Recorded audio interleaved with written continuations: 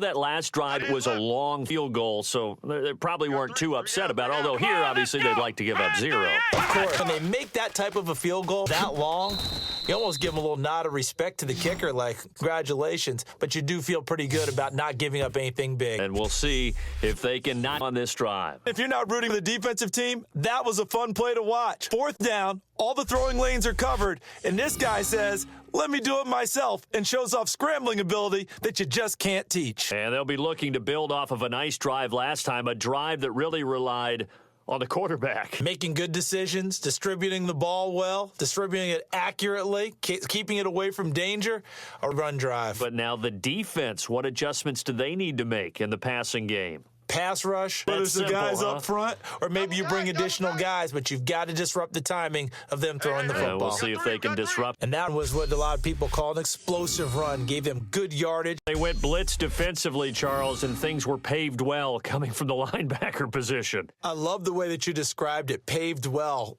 Oftentimes, the guy who gets home on the blitz, he's going to get all the credit, but his teammates did all the dirty work, right? They ran into people on purpose. They sometimes tugged on jerseys to hold linemen to create space and gaps, and that play finished off well. Well-conceived, well-designed, and even better executed. Solid yardage. They feel good about the whole thing, and they did it behind a 2 tight end set. It's always interesting to watch what offenses want to do with the 2 tight ends. Sometimes they line them up for a power set. Sometimes they put one on each side of the line of scrimmage to balance things out. No matter what, though, when you see 2 tight ends on the field, your first thought is to think run. In this case, the offense was able to run successfully. I'm not quite sure how he wasn't able to hold on to that one in the end zone. A great opportunity lost, but a lot of relief for the defensive guys.